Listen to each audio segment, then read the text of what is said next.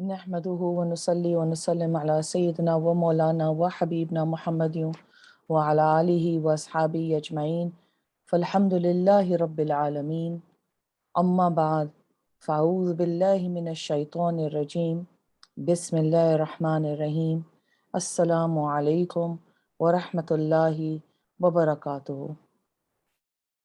आप सबको दौरा कुरान के 7वें क्लास में मैं इस्तकबाल करती हूँ, वेलकम करती हूँ, अहलन व सहलन। अल्हम्दुलिल्लाह, अल्लाह ताला ने हम सबको पहला जुम्मा नसीब फरमाया रमज़ान मुबारक का। अल्लाह ताला से दुआ है कि अल्लाह ताला हमें रमज़ान के आखिर तक खैर और आफ़ियत से ले जाए और हमारी टूटी फूटी इबादतों को अल्लाह कबूल और मंजूर फरमाए और हमारे सारे किए हुए गुनाहों को अल्लाह माफ़ फरमाए और अल्लाह ताला हमारे दर्जात बुलंद फरमाए। आमीन सुम्मा आमीन। हम शुरू करते हैं इंशाअल्लाह आज सूरह अल इंशिकाक के साथ।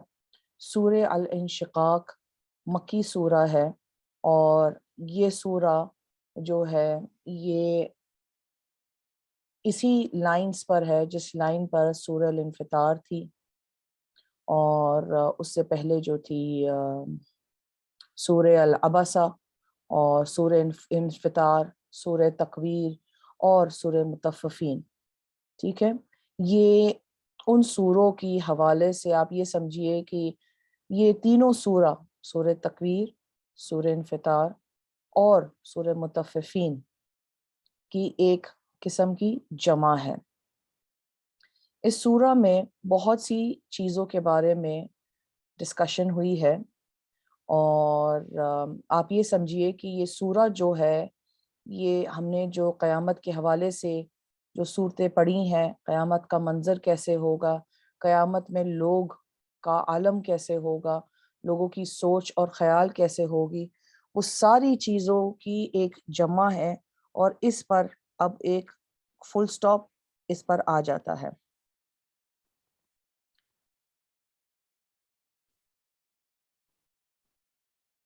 यहाँ पर अल्लाह रब्बुल इज़्ज़त सारी चीज़ें जो हैं बताते नहीं हैं। मसलन अगर आपको याद है सूरह तकवीर, सूरह इंफितार में अल्लाह रब्बुल इज़्ज़त जो है इज़ा के बाद में बताते थे कि जब ऐसा होगा तब ऐसा होगा। मैंने आपको बताया था कि एक राइमिंग सेशन है, हर चीज़ का कॉज एंड इफ़ेक्ट है, ठीक है। लेकिन इस सूरा में ऐसा नहीं है। आप ये समझिए कि ये सूरा एक आखिरी वार्निंग है कि अल्लाह रब्बुल इज़्ज़त ने बता दिया है कि जब, इस सूरा में ये बताया है कि जब ऐसा होगा बस। लेकिन ये नहीं बताया, ये नहीं फरमाया है कि उसके बाद क्या होगा। सूरह अल-इंफितार सूरह अल-इंशिकाक से बहुत ज़्यादा मुशाबिहत रखती है। मसलन जैसे सूरह अल-इंफितार में अल्लाह रब्बुल इज़्ज़त सूरे की शुरुआत में ही कसम खाते हैं आसमान के हवाले से, वैसी ही सूरह अल-इंफितार में अल्लाह रब्बुल इज़्ज़त जो है वो फरमाते हैं कि क़यामत के दिन क्या होगा, जो बड़े बड़े वाक़यात हैं, ठीक है। और सूरह मुतफ़्फ़िफ़ीन में क़यामत के हवाले से लेकर भी सारी बातें हैं और उसके अंदर ये भी बताया गया है कि जब नामे अमाल आपके दाएं या बाएं हाथ में दिए जाएंगे। अब इस सूरा में, जिसको सूरा अल इंशिकाक कहते हैं, इस सूरा में अल्लाह रब्बुल इज़्ज़त जो हैं ये बताते हैं कि जो गुनाह करेंगे उनके नामे अमाल कैसे दिए जाएंगे और जो नेकोकार होंगे उनके नामे अमाल कैसे दिए जाएंगे। तो यहाँ पर मुफस्सिरीन और उलमाए कराम की एक कंप्लीट कंसेंसस है कि जैसे सूरह अल-मुतफ़्फ़िफ़ीन के आखिर में बताया जाता है कि दो गिरोह होंगे, एक जो नेकोकार होंगे और एक जो अल्लाह के हुक्मों से सरकशी कर जाएंगे। तो उनका क्या आलम होगा और क्या हाल होगा, वो इस सूरा में वाज़े किया गया है। जैसे आप सबको मैंने पहले बताया है बाकी क्लासेस में कि जब इज़ा का मतलब आता है, इज़ा का मतलब ये होता है कि जब, तो इट्स अ कंडीशनल सेंटेंस या स्टेटमेंट, यानी اگر میں یہ کہوں کہ جب میں آپ کے گھر آؤں گی، ظاہر سی بات ہے جب میں آپ کے گھر آؤں گی تو کیا ہوگا؟ وعلیکم السلام ورحمۃ اللہ وبرکاتہ میری جان، آپ سب کو بھی پہلا جمعہ بہت بہت مبارک ہو۔ تو اذا کے بعد کیا آئے گا؟ سورہ تکویر میں اذا جو ہے وہ 12 دفعہ مینشن کیا گیا ہے۔ کتنی دفعہ؟ 12 دفعہ۔ پھر سورہ الانفطار میں اذا جو ہے وہ 4 دفعہ مینشن کیا گیا ہے، اور اس سورہ میں 2 دفعہ۔ جن لوگوں کو قرآن کی سمجھ نہیں اور وہ قرآن کو ایک عام کتاب کے طور پہ پڑھتے ہیں، دیکھتے ہیں، سمجھتے ہیں، وہ سمجھتے ہیں کہ ایک سورہ بار بار ریپیٹ ہو رہی ہے، ہر جگہ یہی باتیں آ رہی ہیں۔ ان کو یہ نہیں معلوم ہے کہ اللہ کے ہر کام میں حکمت ہوتی ہے، ہر حرف میں، ہر کلام میں ایک حکمت ہوتی ہے۔ تو وجہ یہ بتائی گئی ہے مفسرین نے کہ اس سورہ التکویر میں جو اتنی دفعہ اذا کا آیا ہے وہ انسانوں کی توجہ حاصل کرنے کے لیے، ٹھیک ہے، کہ جب یہ ہوگا، جب ایسا ہوگا تو لوگ بار بار سوچیں گے، اس بات پر غور و فکر کریں گے، جب ایسا ہوگا تب کیا ہوگا۔ اب مثلاً کہ اگر میں آپ کو ایک کہانی سنا رہی ہوں، میں آپ کو ایک بات بتا رہی ہوں، میں کہہ رہی ہوں کہ آپ کو معلوم ہے کہ جب ایسا ہوگا، اور پھر میں کہوں گی تو آپ کہیں گے اچھا اچھا پھر کیا ہوگا، لیکن جب میں آپ کو کہوں گی اچھا ایک دفعہ ایسا ہوا، پھر ایسا ہوا، پھر ختم، تو اس کے اندر کوئی کیوریوسٹی نہیں رہتی ہے۔ تو اس لیے مفسرین نے کہا ہے کہ اس وجہ سے کہ اس سورہ میں زیادہ اذا کے جملے نہیں آئے ہیں، جملے آئے ہیں کہ جب ایسا ہوگا، ٹھیک ہے۔ تو اور اس کے حوالے سے کوئی جواب بھی ان صورتوں میں نہیں دیا گیا ہے۔ یہ سورہ جو ہے 4 حصوں میں تقسیم کی گئی ہے۔ پہلی 5 آیتیں قیامت کے حوالے سے ذکر کرتی ہیں۔ آیت نمبر 6 سے لے کر 15 انسان کے سفر کے حوالے سے بتاتی ہیں، وہ جب اپنے انجام پر پہنچ جائے اس سے پہلے۔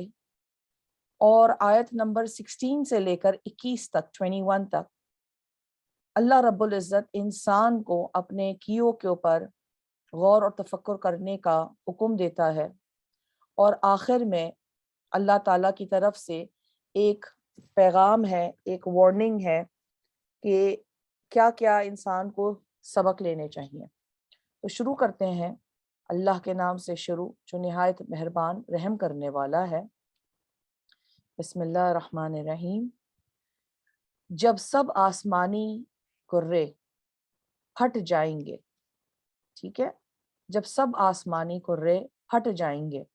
پچھلی سورہ میں اللہ رب العزت نے فرمایا تھا کہ ایک بہت بڑا دن آنے والا ہے اور انسانوں کو اس دن کی تیاری کرنی چاہیے، اور ادھر اللہ تعالیٰ فرماتے ہیں کہ کیا وہ نشانی ہوگی اس دن کی۔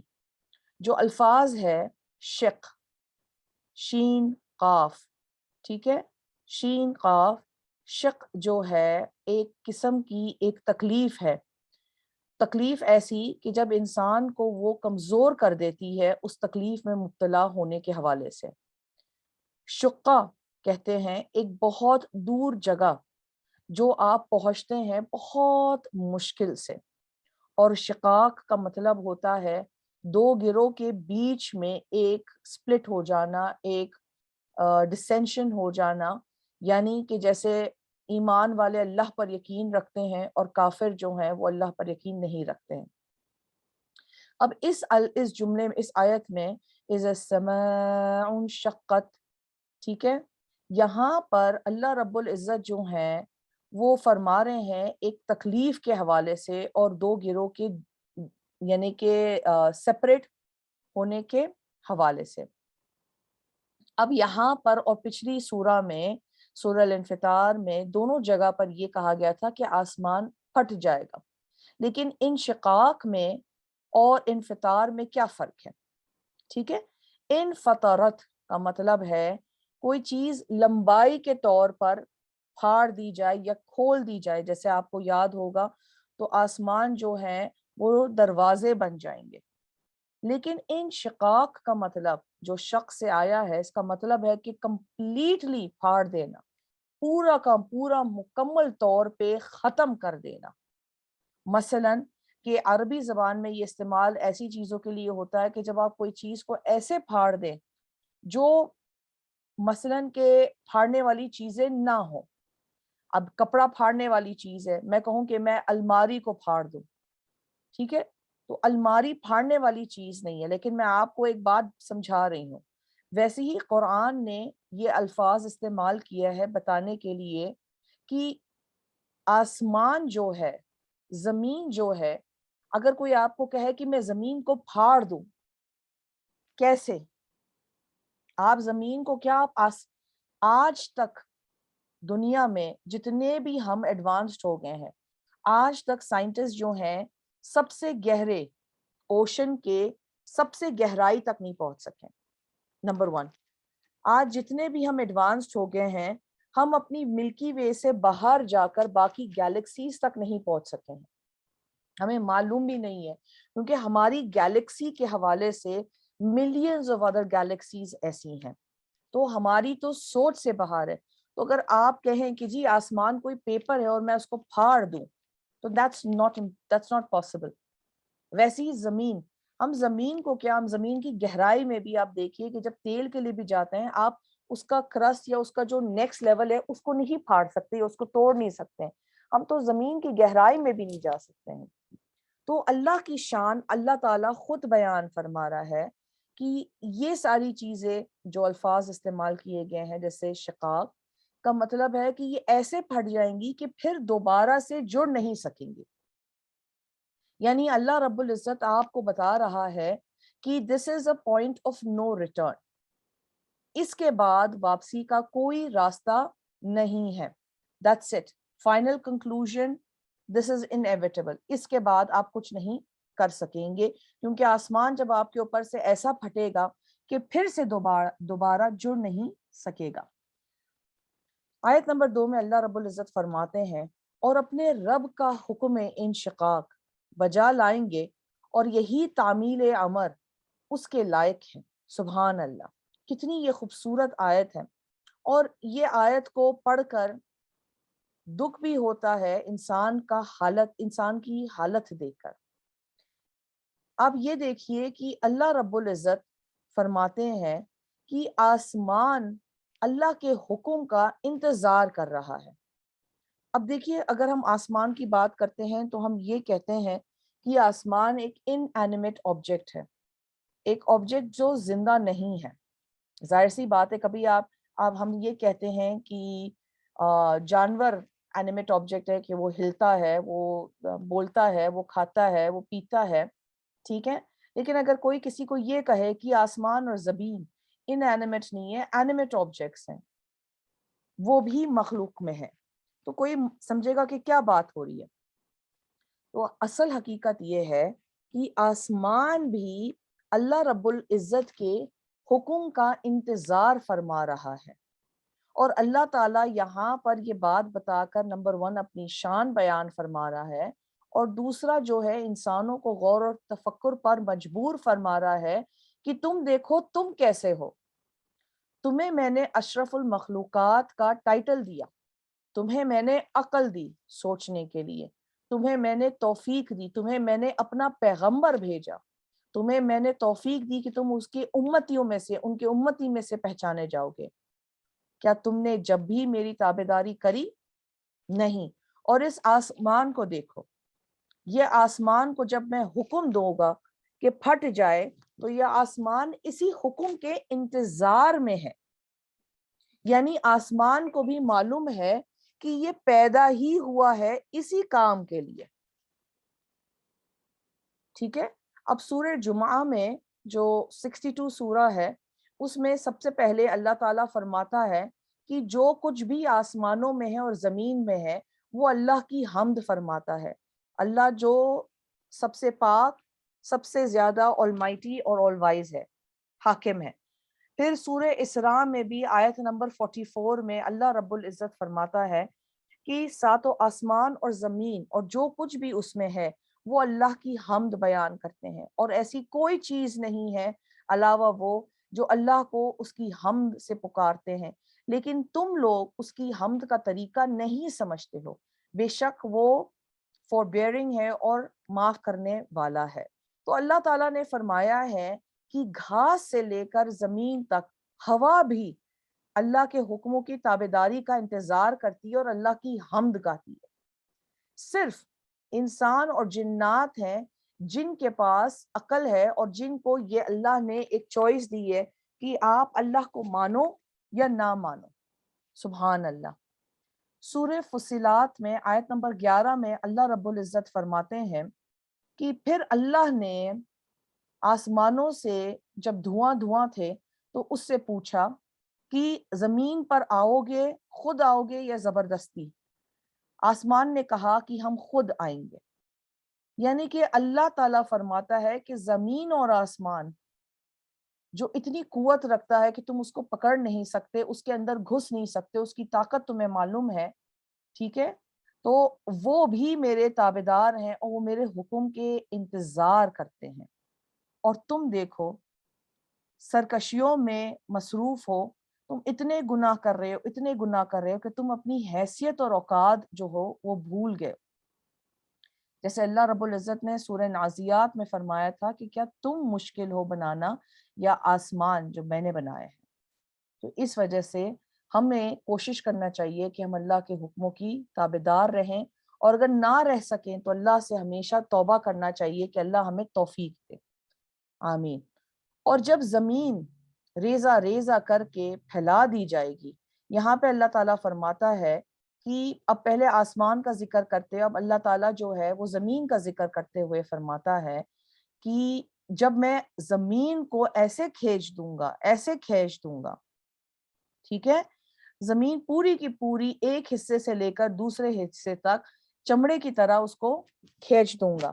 حتیٰ کہ ایک حدیث میں آتا ہے، حضرت ابو ہریرہ رضی اللہ تعالیٰ عنہ فرماتے ہیں کہ اللہ کے محبوب صلی اللہ علیہ وآلہ وسلم نے فرمایا ہے قیامت کے روز اللہ رب العزت جو ہیں زمین کو لیدر کی طرح، چمڑے کی طرح کھینچ دیں گے، جہاں تک کہ ایک کوئی جگہ نہیں ہوگی انسان کے ہلنے کی علاوہ جہاں پر آپ کے دو پاؤں کھڑے ہیں، اور سب سے پہلے میں محمد بلوایا جاؤں گا صلی اللہ علیہ وآلہ وسلم، اور پھر جبرائیل امین علیہ السلام اللہ کے رائٹ سائڈ پر ہوں گے، اور اللہ کی قسم یہ پہلی بار جبرائیل امین علیہ السلام خود اپنے رب کو دیکھیں گے۔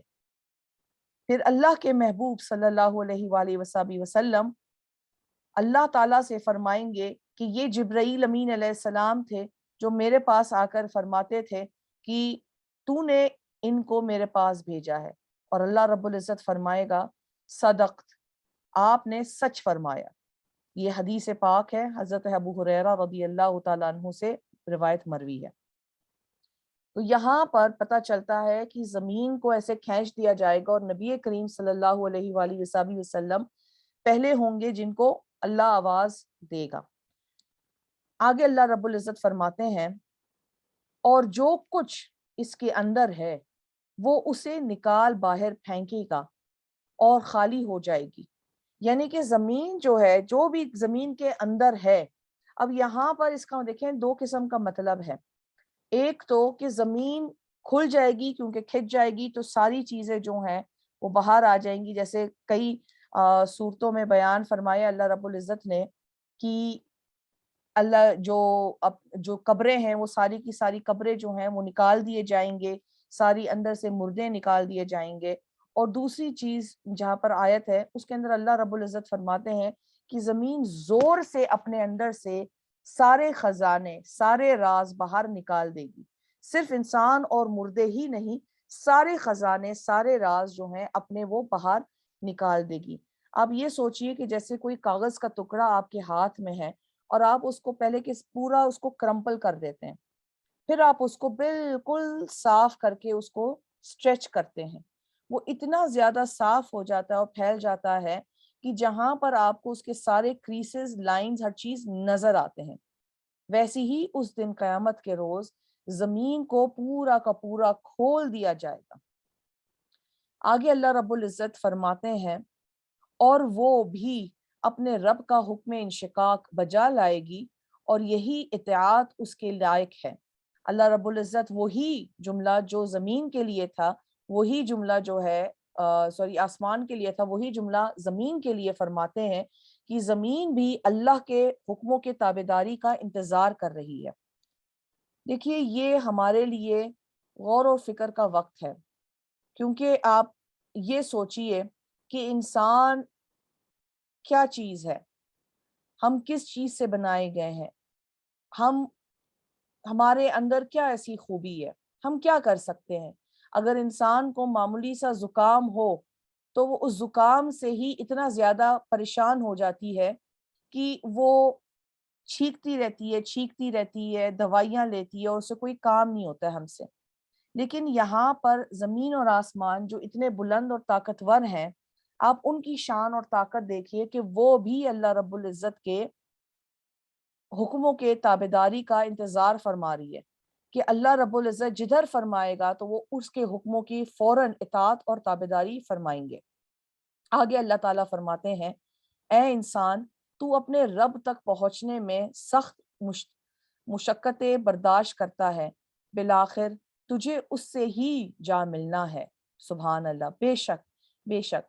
دیکھیے یہ آیت اس قرآن، اس سورہ کی آپ سمجھیں کہ کرکس ہے، مین میسج ہے کہ یہاں پر اب دیکھیں جو الفاظ استعمال کیا گیا ہے، انسان کا جو مطلب یعنی کہ جو اس کا روٹ ورڈ ہے وہ ناسیہ ہے۔ ناسیہ کا مطلب ہے کچھ چیز بھول جانا۔ تو یہاں پہ اللہ تعالیٰ فرما رہے ہیں کہ اے بھولے ہوئے انسان، بھلکڑ انسان جو بھول جاتا ہے کہ تم بھول گئے ہو تم کہاں سے آئے ہو اور تمہارا مقصد اس دنیا میں کیا ہے۔ اور ادھر اللہ تعالیٰ کل ناس سے، صرف مسلمانوں سے نہیں، ہر چیز سے مخاطب ہیں اور یہ فرما رہے ہیں کہ زمین اور آسمان اپنی حقیقت اور اپنے رب کو نہیں بھولے لیکن تم بھول گئے ہو۔ دیکھیں یہاں پر اللہ تعالیٰ فرماتے ہیں کہ ہم کتنی مشقتیں کرتے ہیں یہ سوچ کر کہ ہم اللہ کی طرف جا رہے ہیں۔ آپ یہ دیکھیے کہ ہم پورے دن کام میں مصروف رہتے ہیں، پورے دن کام میں مصروف رہتے ہیں، یہاں تک کہ ہمارے پاس کبھی کبھی نماز پڑھنے کے لیے بھی وقت نہیں رہتا۔ ٹھیک ہے، ہمارے پاس نماز پڑھنے کا ٹائم بھی نہیں رہتا۔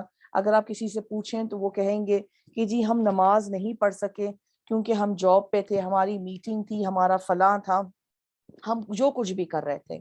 ڈاکٹرز کہیں گے کہ ہماری کوئی سرجری تھی، ہمارا کچھ اور آ گیا تھا۔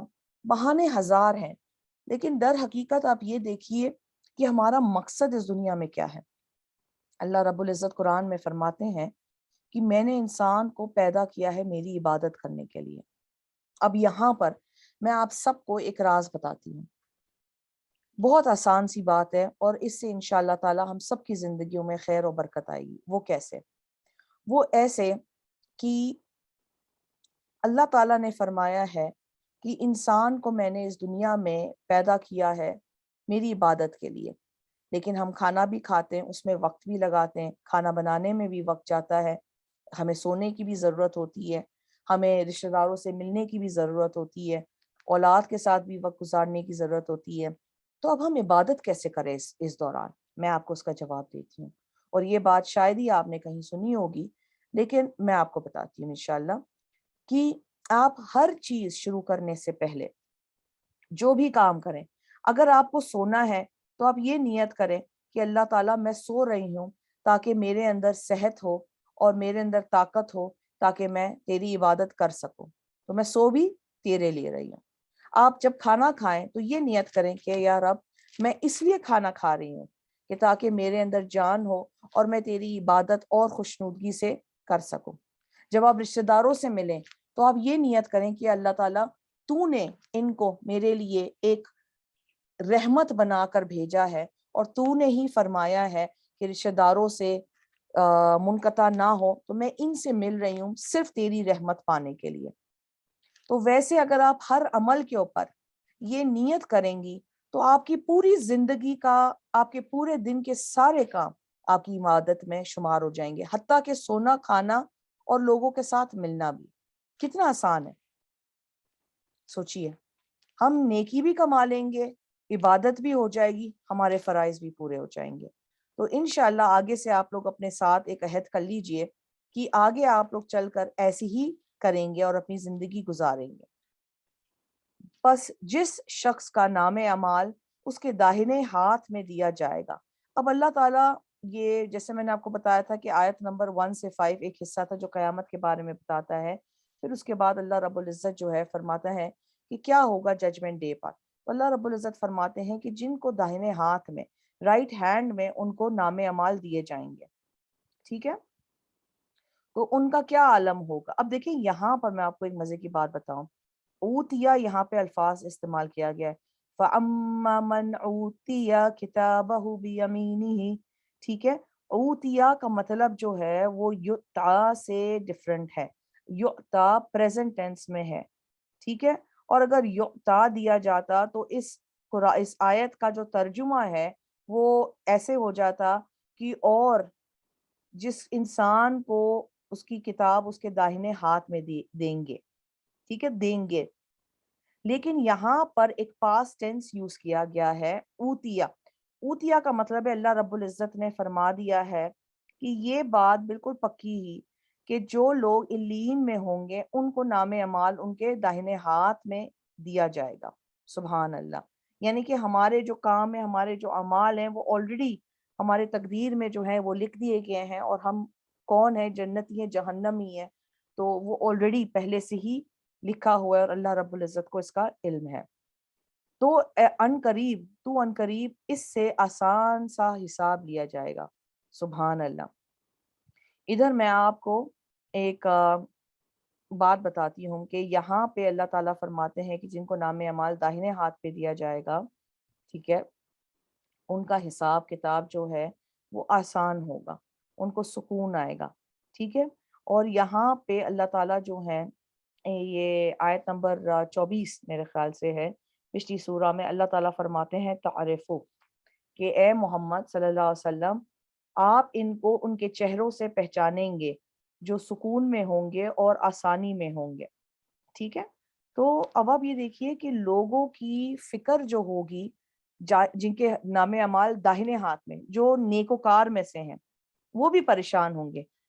دیکھیں حدیثوں میں بتایا گیا ہے کہ حضرت ابو بکر صدیق رضی اللہ تعالیٰ عنہ نے فرمایا تھا کہ اگر میرا ایک پاؤں جنت میں ہوتا اور دوسرا اس کے باہر ہوتا، ایک پاؤں میرا جنت میں ہوتا اور دوسرا اس کے باہر ہوتا، میں تب بھی فکر مند ہوتا اور پریشان ہوتا کہ اللہ رب العزت میرے سے حساب تو نہیں لیں گے۔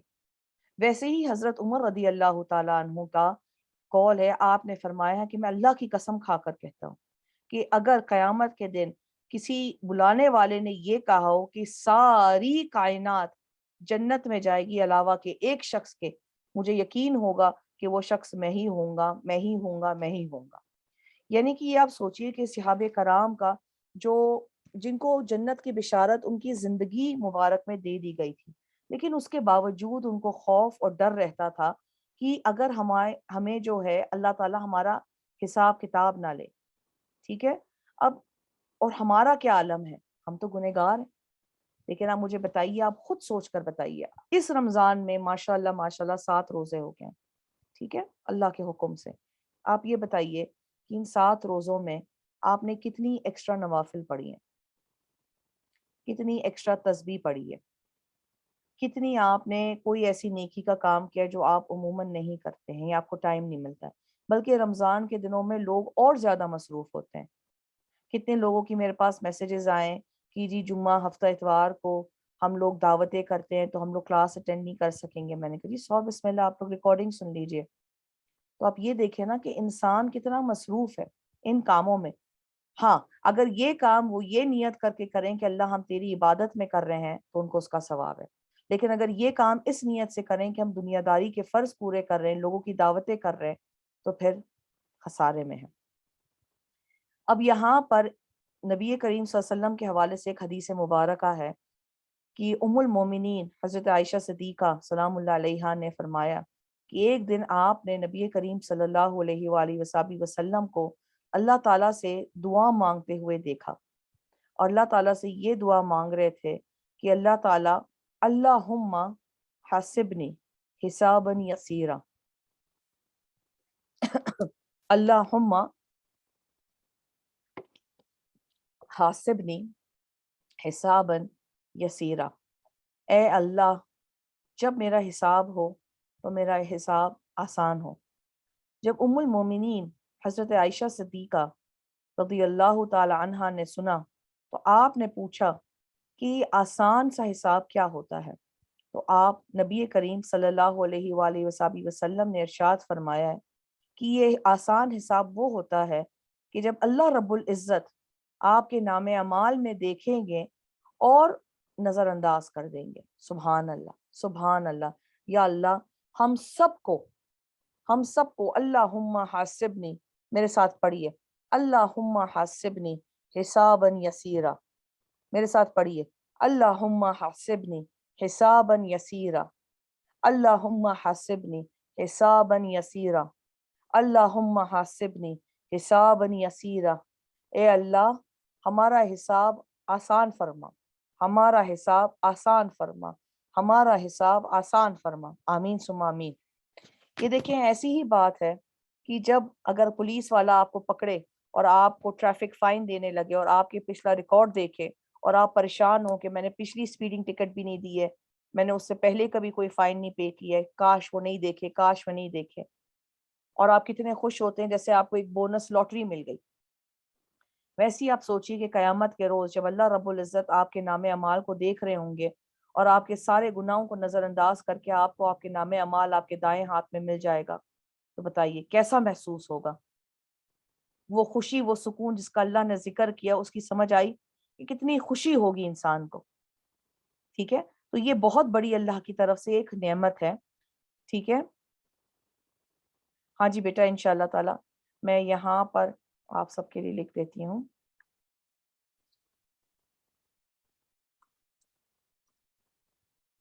اللہم حاسبنی